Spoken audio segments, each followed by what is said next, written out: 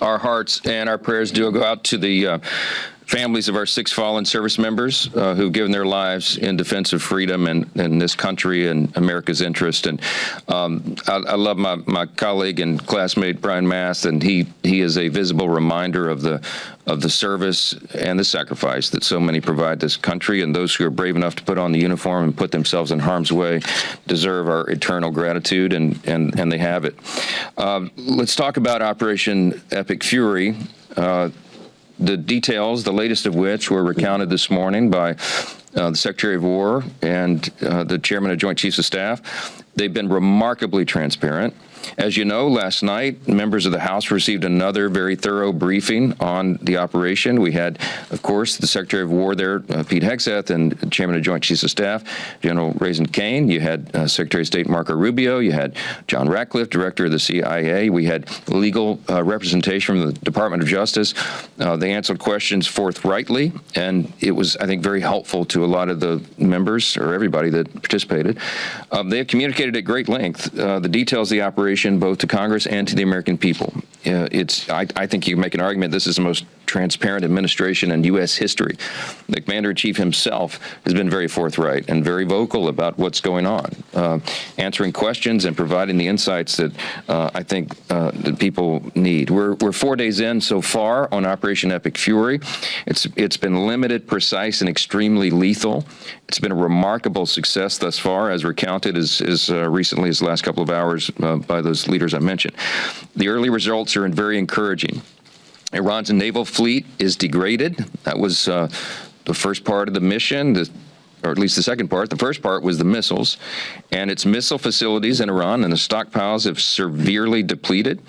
Its former Ayatollah, the mastermind behind decades of terrorist violence, recounted by Chairman Mast and all of us over the last several days, he is now deceased. The administration has detailed its rationale behind the operation, and it bears repeating. The largest state sponsor of terrorism, Iran and its proxies, have killed more Americans than any other terrorist regime on earth.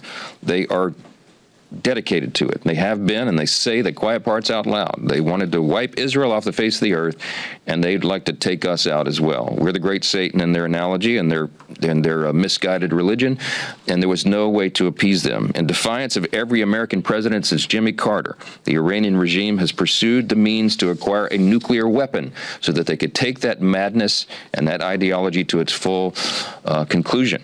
Everyone, regardless of political affiliation, should be able to agree that that can never happen, should never happen. President Trump exhausted every diplomatic channel to this end. He tried. They've been over backwards. Since March of last year, he directed his administration to initiate 5 different rounds of negotiations with Iran's leaders.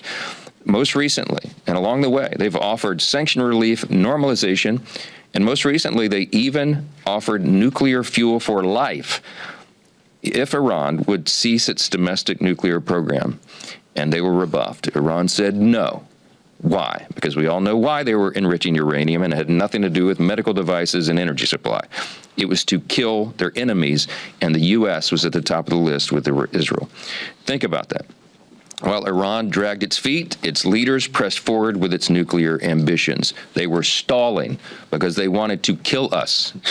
They continued to advance their conventional missile systems at a speed and a scale that greatly outpaced our regional allies' ability to respond. That is what made it imminent. In short, the situation was untenable. We had our personnel, troops, citizens, installations, and assets in harm's way. And through this operation, President Trump took decisive and defensive action to ensure the safety of our forces, our citizens, our allies, and our homeland. In my estimation, this course of action was necessary, lawful, and effective, and reversing it now would weaken America. Congress has a constitutional right to exercise its oversight authority, and we will. But we also have a duty and obligation not to undercut our own national security. One last note, there's a misconception that Operation Epic Fury is in any way a diversion from Republican demands for peace. It's the opposite. Peace is not secured through appeasement. And it's certainly not secured by airdropping billions of dollars on terrorist regimes, which is what previous Democrat administrations have done. Peace is secured through strength. That is the principle that our party has stood for my entire life, and on principle before that, articulated the idea of peace through strength. That's what this administration is demonstrating, and that is why America is the last great superpower on the planet, and all freedom-loving people around the world are grateful to God for that.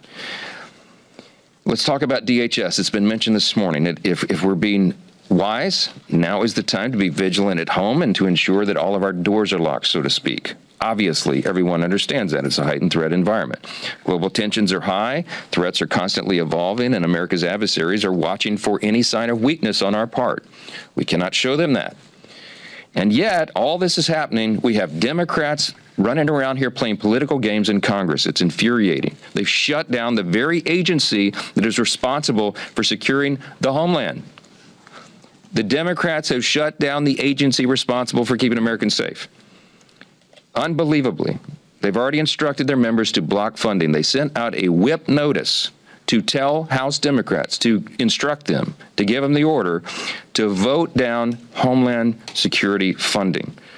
That's a bipartisan consensus bill that had already been prepared by the House. It will be on the floor tomorrow for yet another vote, and you better watch that board, and everybody in America better watch that board. Anybody who votes to block funding for the homeland, it is shameful. I don't know how else to describe it. It speaks to a long record of Democrats' deliberate efforts to undermine America's safety and the essential operations of DHS. We all remember that under Joe Biden, Democrats opened wide our nation's border for 4 catastrophic years. They allowed hundreds on the terrorist watch list to cross our border illegally, and unwittingly they released 2.2 million known gotaways into the interior. We have no idea where so many of those people are. These are individuals who entered our country illegally. They were detected by law enforcement, and they evaded capture. We don't know where they are. We don't know what they're doing or what they're plotting. And we pray that we can find them and apprehend them. Keep your head on a swivel. CBP figures show that the number of Iranian nationals, entering our country illegally rose precipitously under Joe Biden's open borders policy. During that period, at least 1,500 Iranians crossed the U.S. border illegally, and over 700 were released into the country. Now, the 1,500 number is not an accurate assessment because we frankly have no idea, because they weren't even keeping track of so many of the people coming across who evaded capture and evaded notice because the border was wide open. So we don't know. We don't know how many dangerous people are here, how many Iranians who believed in that ideology of the Ayatollah who now is buried. Think about that. Over 1,500 Iranian nationals traveled multiple oceans to enter the U.S., not through legal ports of entry, but unlawfully at our border. It's just a small sample of the mess we inherited from Democrats with their radical ideology and the mess that President Trump and the Republicans are working in earnest to clean up so we can save American lives and protect the homeland. And now we have, DHS is not just ICE and CBP. It's so many agencies responsible for keeping us safe. You're talking about the Coast Guard, you're talking about FEMA, our cybersecurity infrastructure, our counterterrorism coordination. All of that is at stake right now, and the Democrats are going to vote tomorrow not to fund those operations. Just think of that. Massive mission-critical functions, especially right now. And the military action in Iran makes it all more urgent and crucial to have a fully funded, fully staffed DHS across all its departments. They cannot argue otherwise. It's madness. As members of this body, our first and most basic duty is to ensure the safety of American citizens. Maybe that's why they sat through that line at the State of the Union. They're more interested in protecting illegal aliens. They see that as their first responsibility. There's no other way to explain this.